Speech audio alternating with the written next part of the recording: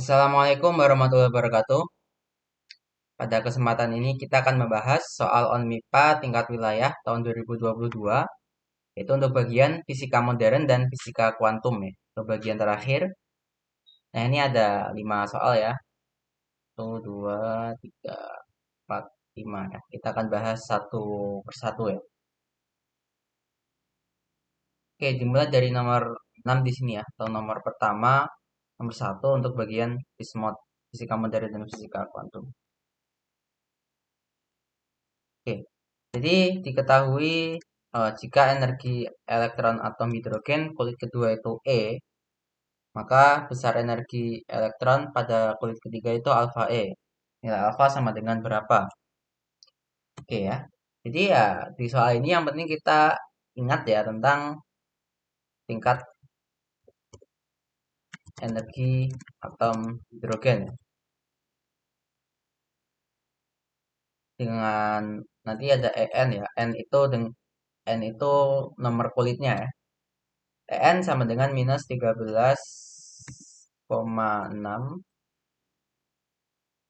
elektron volt per N kuadrat ya. Dengan demikian maka untuk kulit kedua berarti E2 itu sama dengan ya ini dibagi 4 ya berarti.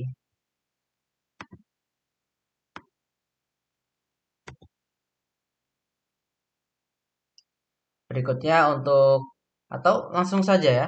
Daripada menghitung satu-satu kita hanya diminta alfa itu kan sama dengan perbandingan ya antara energi kulit ketiga dengan kulit kedua. Jadi perbandingan energi kulit kedua dan ketiga ya berarti atau kebalik ya, ketiga dan kedua. Ini E3 per E2 itu sama dengan ya berarti min 13,6 elektron volt itu kan sama ya untuk kedua. Itu konstanta. Jadi di sini tinggal ini 3 ya. 3 kuadrat dibagi sebelah sini berarti 2 kuadrat.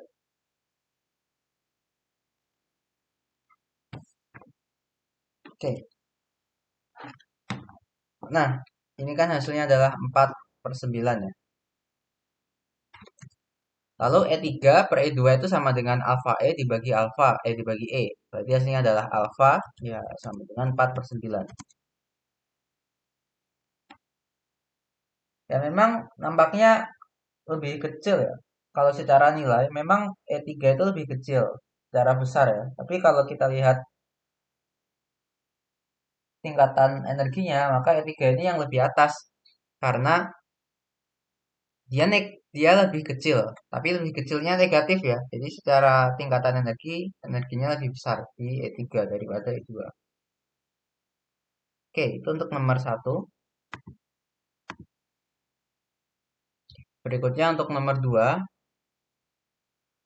Suatu objek masif di luar angkasa terletak pada jarak d 2 juta tahun cahaya dari bumi memancarkan radiasi seragam ke segala arah dengan daya sebesar 10⁻28 watt.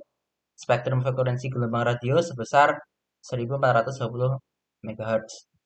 Jumlah foton per detik yang diterima oleh sebuah teleskop radio di bumi yang berbentuk lingkaran berjari-jari 50 meter adalah berapa? Iya. Nah, di soal ini konsepnya adalah kita harus paham ya, apa itu daya dan intensitas. Kemudian energi yang dibawa oleh foton. Itu saja. Yang pertama, sumbernya ya. Ada suatu objek masif di luar angkasa. Jadi, katakan objek masif ya. Ini objek masif. Dia memancarkan radiasi ya ke segala arah secara seragam. Nah, dayanya adalah P. Jadi dia memancarkan ke segala arah ya dengan seragam ya. Seragam berarti kan permukaannya itu nanti berbentuk permukaan bola ya. Ini seragam. Lalu ada suatu eh, oh ya, di bumi ya. Ini di bumi. Bumi ini ada suatu teleskop, teleskop penerima gelombang di bumi. Ini ada suatu teleskop ya. Nah, teleskopnya ini yang menerima radiasi dari benda objek masif ini. Sekarang perhatikan ya, untuk mengetahui ini kita kan diberi P ya, P atau daya. Nah, kalau kita bayangkan ya, semakin jauh dari sumber, harusnya kan energi yang ditangkap ya, itu kan semakin kecil ya. Itu nalar aja ya. Jadi yang kita gunakan di sini adalah intensitas ya, intensitas dari ini ya, intensitas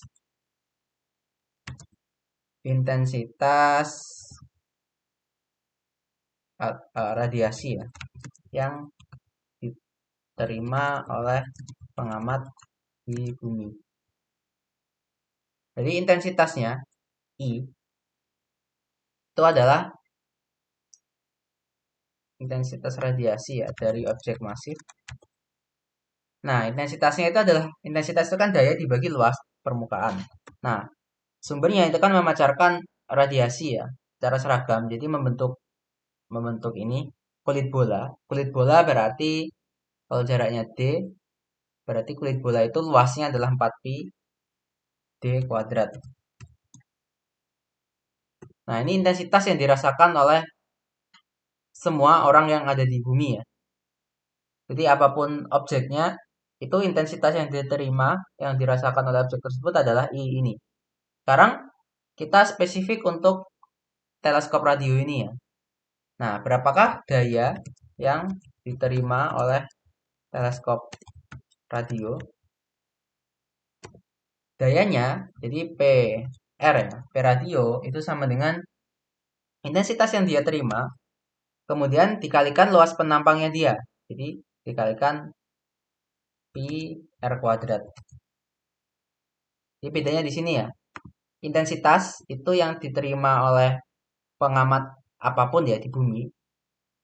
Apapun alatnya, intensitas yang diterima itu I per P per 4 pi D kuadrat. Nah, berapa daya yang diterima oleh alat tersebut bergantung alat tersebut luasnya seberapa. Jadi, daya yang diterima oleh teleskop radio ya tinggal intensitas kita kalikan dengan luas penampang ya dari radio itu. Dari sini ya ini sama dengan P dikalikan R kuadrat per 4 B kuadrat. Oke, kita kan sudah dapat daya, tapi yang ditanya adalah berapa jumlah foton per detik ya. Nah, ingat ya, energi daya itu kita bisa nyatakan dalam jumlah foton per detik ya. Daya dapat dinyatakan dalam atau kita berangkat dari ini ya, energi yang dibawa ya oleh foton. E itu sama dengan N ya, N HF ya. Nah, frekuensinya kan F. Nah, itu konstanta Planck. Ini ya energi dari persamaannya Planck. Energinya NHF. N itu adalah jumlah foton. Jadi kalau satu buah foton itu HF, kalau ada N buah ya tinggal kalikan N. Nah, dari sini daya yang diterima ya, daya yang dibawa ya oleh foton, berarti P itu sama dengan dE per dt ya. Daya itu kan laju energi. Nah, dE per dt berarti sama dengan HF itu kan konstan. Berarti HF kalikan dN per dt. Ini P yang diterima oleh teleskop radio ya. Berarti dari sini ya kita peroleh ya dN per dt sama dengan PR per HF ya. Jadi ini dibagi HF.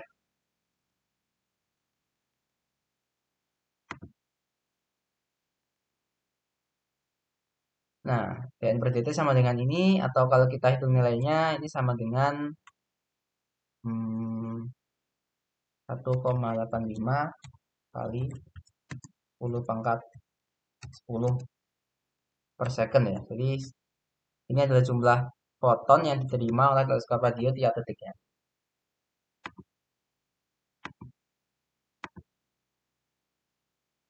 Oke, itu untuk yang nomor 2.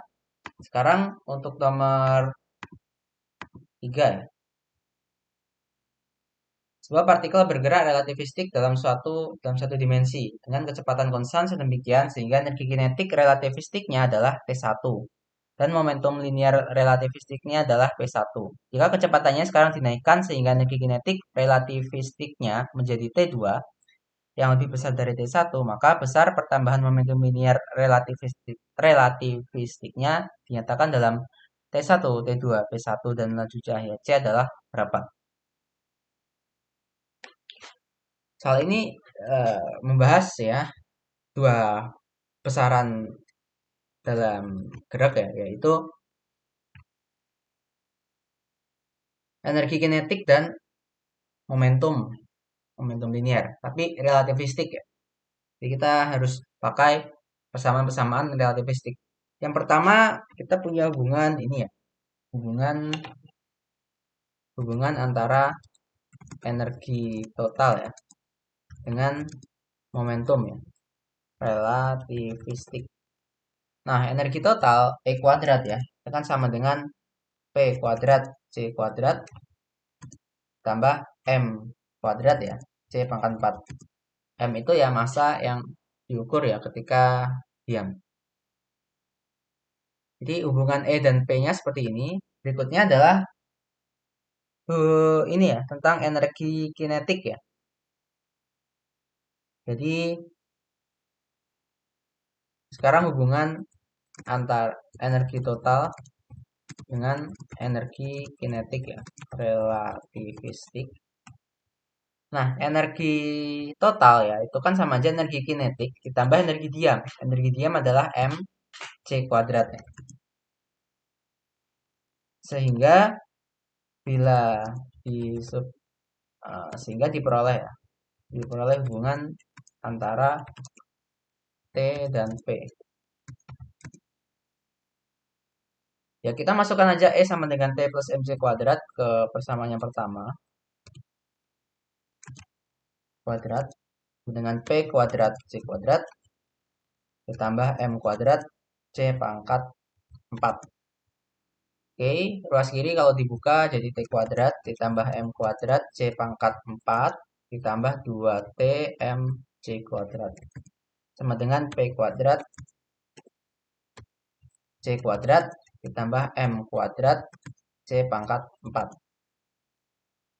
M kuadrat C pangkat 4 bisa dicoret ya, sehingga kita dapatkan hubungan P sama dengan akar dari T kuadrat per C kuadrat ditambah 2MT. Nah, ini hubungan antara P dan T ya.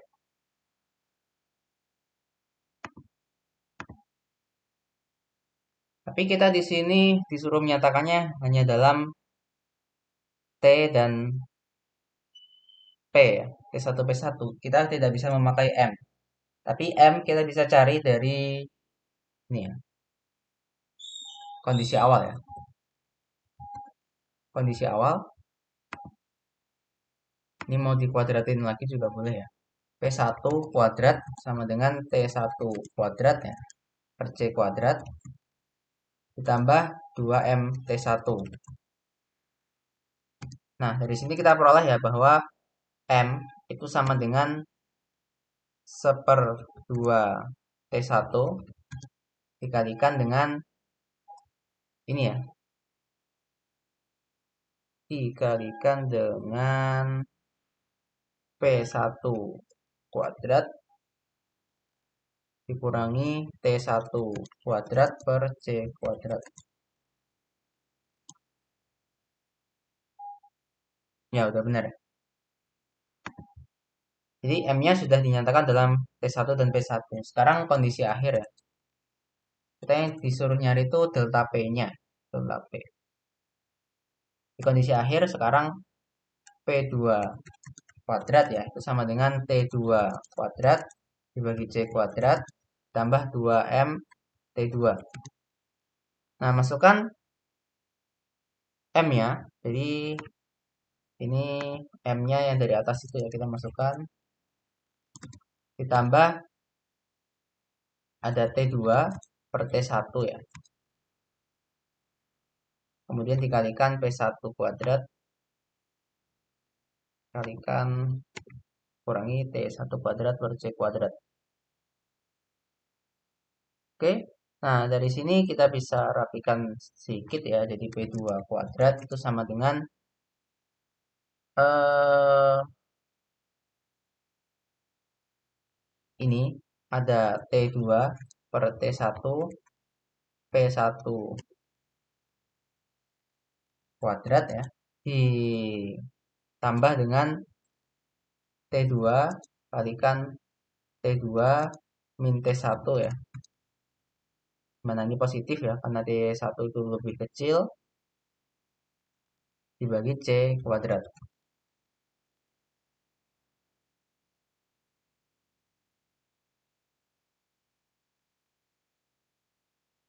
Oke ya, berarti dari sini kalau kita ditanya ini,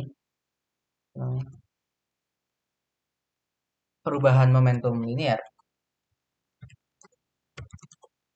Jadi ya delta P sama dengan P2 min P1 atau delta P sama dengan ya akar dari ini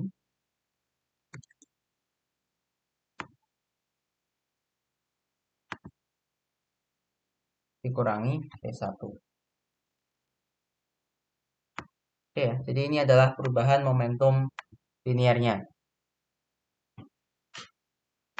Ya, jadi sekian ya. Yang nomor 3 sudah kita bahas.